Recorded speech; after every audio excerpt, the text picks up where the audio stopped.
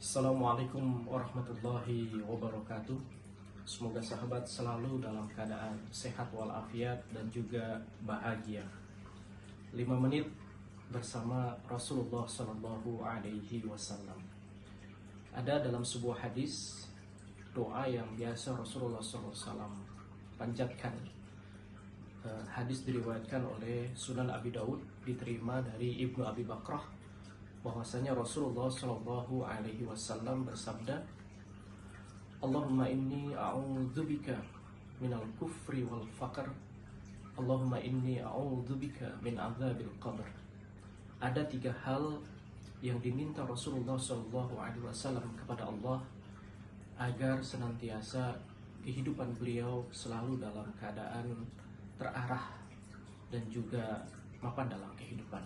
Yang pertama, Rasulullah SAW berlindung dari yang namanya kekufuran.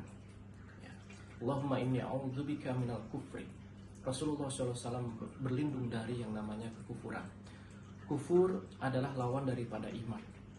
Ketika seseorang sudah tidak terarah, ketika seseorang sudah lemah imannya atau bahkan rusak, na'udzubillah, dan menuju ke dalam lubang kekufuran, maka apa yang disampaikan oleh Allah dalam surat Al-Hajj ayat 31, "Wa may yusyrik billah faka'annama kharra minas sama fatakhtafuhu at-tayru aw tahwi bihi ar-rih fi makanin sahih."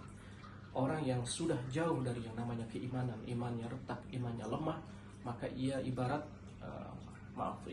kufur ataupun memusyrikan Allah. Barang siapa yang memusyrikan Allah, dia ibarat yang jatuh dari langit, kemudian disambar oleh burung,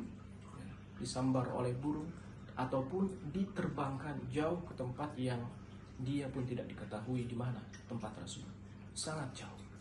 Artinya di sini yang namanya keimanan seseorang itu ibarat kompas yang mengarahkan dia kemanapun dia akan pergi. Keimanan itu ibarat juga adalah peta ataupun jalan hidup, roadmap, agar kita tetap selalu berada di jalan Allah Subhanahu wa taala. Yang kedua, Rasulullah SAW berlindung dari yang namanya kefakiran. Allahumma inni a'udzubika minal kufri wal faqr. Rasulullah SAW berlindung dari namanya kefakiran. Fakir ini ataupun kemiskinan pastinya erat kaitannya dengan masalah materi. Di dalam Islam itu sendiri, selain kita dituntut agar kekuatan iman kita bertambah, tapi juga harus mapan dalam dari segi materi. Banyak dalam ajaran Islam yang memungkinkan kita agar kuat dalam segi materi. Dituntut untuk seperti sedekah, kemudian juga infak, kemudian juga berhaji, dan bahkan jihad. Salah satunya dalam thalabul ilmi, mencari ilmu, adalah agar kita mapan dalam segi materi. Allah berfirman dalam surat An-Nisa misal ayat 5, "Wala tu'tus sufaha amwalakum allati ja'alallahu lakum qiyamah."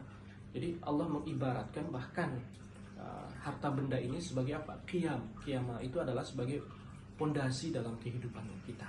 Jadi janganlah kalian, kata Allah Subhanahu wa taala, memberikan harta benda kalian kepada seseorang yang memang belum sempurna akalnya, yaitu harta benda kalian yang kalian jadikan atau Allah jadikan sebagai qiyamah, pondasi kehidupan. Yang ketiga, Rasulullah SAW berlindung dari yang namanya siksa kubur. Allahumma inni a'udzubika min adzabil qabr.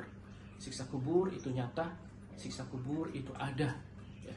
Bahkan jumhur ulama mengatakan kita akan merasakan kenikmatan di kubur bila amal-amal kita baik ketika di dunia, begitu juga ketika amal-amal kita buruk di dunia, naudzubillah, kita akan melaksanakan siksa yang pedih ketika di alam kubur, dan dirasakan secara hissi, secara fisik, bukan secara ruhi ataupun seperti mimpi, sebagaimana jumhur ulama mengatakan seperti itu.